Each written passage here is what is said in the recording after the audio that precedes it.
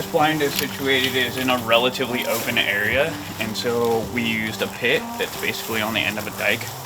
And so it is concrete with a metal frame, and it is rebarred and concreted down below ground level, so that we are basically not too far above water level and can hide pretty easily. A stand-up blind in a situation like this would be much harder to camouflage and get away with. Birds would be treated much more wary. Because we are fortunate enough to have this place, over the years we've tweaked little things to see what works best and how the birds react on working the blind. So your blind's kind of your centerpiece, and you need to cater basically to your blind how the birds are going to work on a north and a south wind, where you want them to land. So you need to set your decoys according to that.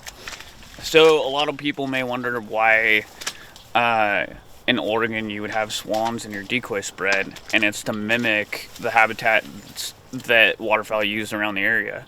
So for instance, if you go on some of these national wildlife refuges, you see swans and ducks and geese all together, and it's important to oftentimes mimic what you're seeing on that landscape and mimic it in your decoy spread.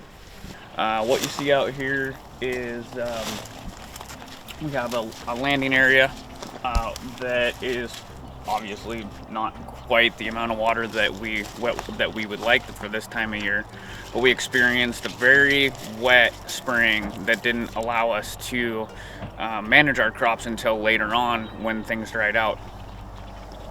We had to let those crops then ripen, and now we have a mix of corn, millet, buckwheat, barnyard grass, and smartweed. And as we make sure that we manage water level to a certain level so that we don't run out of food all at once. So first we're going to make water availability just for the hot food. So that's the millet and the buckwheat and the smartweed, and that will be available for birds first.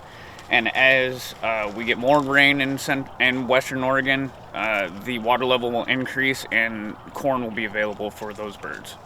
So Western Oregon, we have some unique laws that are a little different from the rest of North America. We are not allowed to have battery-operated decoys, so we have pull strings over here. We also have a very restricted goose hunting zone called the Northwest Permit Zone, and we have 7 subspecies of Canada and cackling geese here. And you have to take a test and get a permit for hunting geese in Western Oregon. Today we saw 1 subspecies of goose, but over the next several weeks we will be seeing numerous other species migrating down from Alaska, and some of those species have a small population, so it's critical that they are regulated accordingly, and that's why hunters have to take a test in the region. DU Nation is sponsored by Yeti, Winchester Ammo, Drake Waterfowl Systems, Mossy Oak, and Winchester Repeating Arms. We believe in their products, and we appreciate it when you support the companies that support conservation.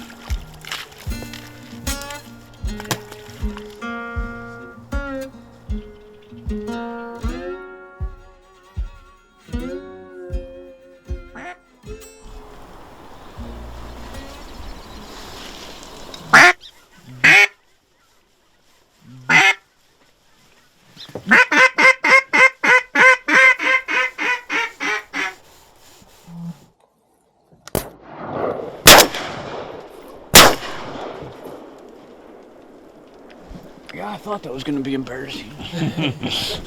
Those were in and out of here fast. They're really low wherever they're at.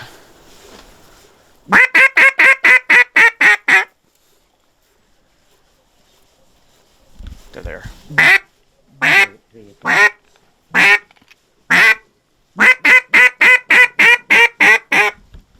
Here they come.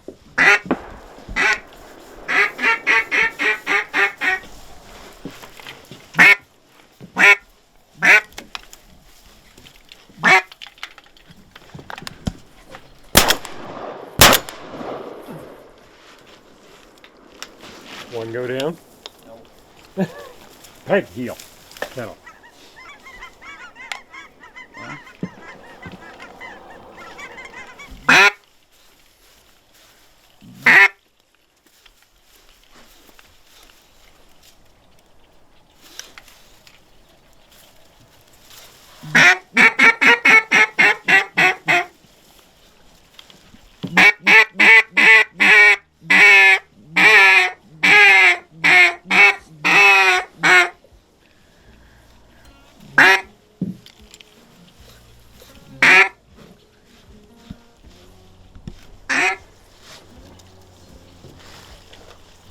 Go.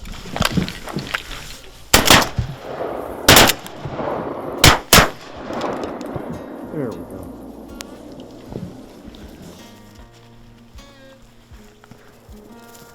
Heel. Hold. Sit. Drop.